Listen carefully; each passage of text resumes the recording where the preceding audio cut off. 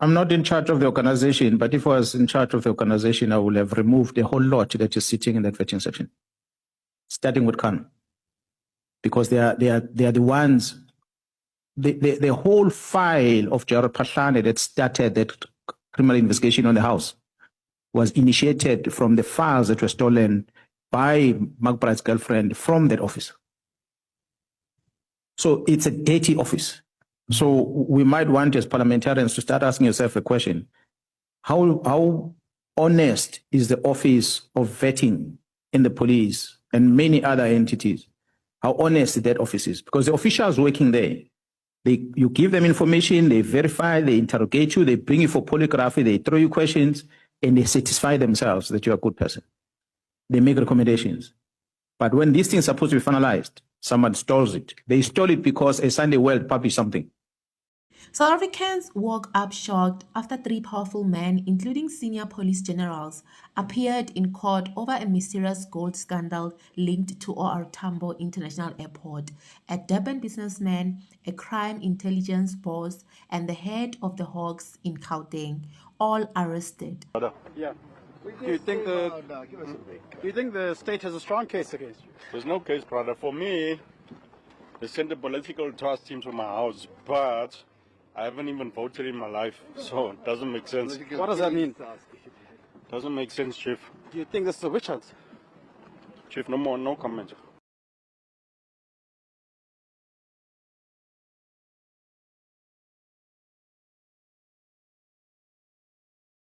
But the biggest question is, why would top police officials allegedly risk everything for one gold bar worth just over 62,000 rands? And what really happened inside OR Tambo International Airport back in 2021 that allegedly led to a secret release order? Today we unpack the mystery, the alleged cover-up, and the growing questions shaking SAPS leadership, because this story is deeper than many people think. The Kempton Park Magistrate Court became the center of national attention. Three men stood before the court: Feroz Khan, the head of crime intelligence; Tariq Downes, a businessman from Durban; Ebrahim Kadwa, the Gauteng Hawks head. Each of them was granted bail of 20,000 rands. But what stunned many South Africans was not just the arrest, it was the allegations behind them. And senior crime intelligence officer Feroz Khan and the businessman Tariq Downes all being released on bail of 20,000 rand each today. The three making a brief appearance in the Kempton Park Magistrates Court. They're accused of dealing in and of possessing precious metals. Their case postponed to the middle of July for further investigations. Newsroom Africa's Zoleka Kodashe in court for us joins us now. Zoleka, good afternoon. So, huge headlines about this over the weekend. What happened in court? Well, it was a brief court appearance, Stephen. Good afternoon to you and to the viewer. According to investigators, this case goes all the way back to May 5th, 2021, an ordinary airport day, or so it seemed. Authorities say businessman Tariq Downes was stopped at OR Tambo International Airport. During the search, investigators allegedly discovered something suspicious: 75.9 grams of unwrought gold. The estimated value around 62,000 rands. Now, to some people, that amount may not sound huge, but under South African law, possession and transport of unwrought precious metals is heavily regulated. And that's where the story becomes strange, because according to the NPA, Downes allegedly told authorities that the gold was not illegal. Instead, he allegedly claimed he was operating as an undercover agent connected to senior SAPS officials. Just imagine the confusion inside that airport room. Officials are holding a man with gold, then suddenly he claims powerful police figures are behind the operation. At that moment, everything changed. According to prosecutors, investigators later searched for records proving that there was an authorized undercover operation involving gold, but allegedly they found nothing: no official paperwork, no authorization. There was nothing. And this is where the allegations against the two generals begin.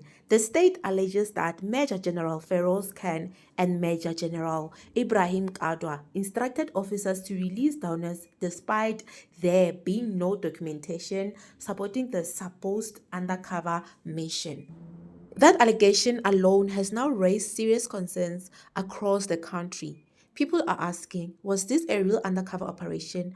Was someone trying to protect a businessman? Or is there another side to the story we still don't know? Because when senior police officials become accused in cases involving obstruction of justice, public trust takes a major hit.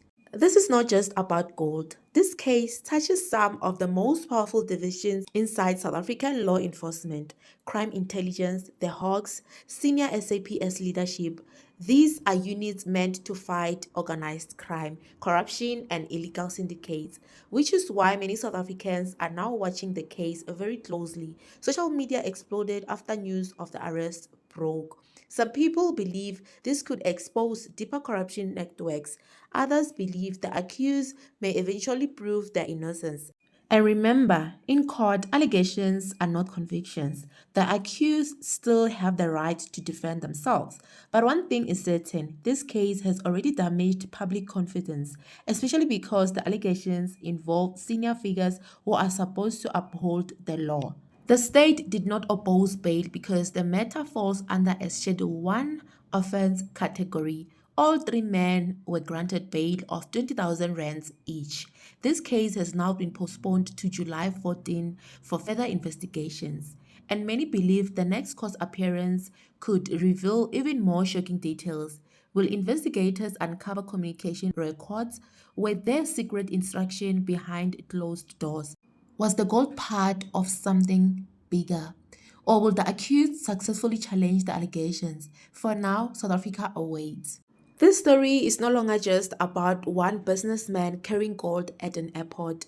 It has now become a national conversation about power, accountability, and trust inside law enforcement. And as the investigation continues, more questions are still unanswered. What really happened inside OR Tambo that day? Why would senior officials allegedly intervene?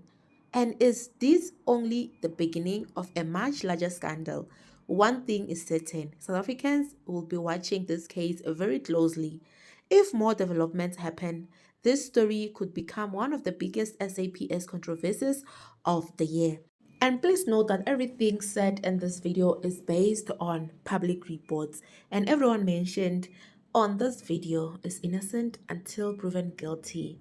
And if you like stories like this, do not forget to subscribe to True Crime with Nsuku's Folktale. And also do not forget to hit the notification bell so that whenever I post a video, you will be notified. And this is True Crime with Nsuku's Folktale. See you in the next case.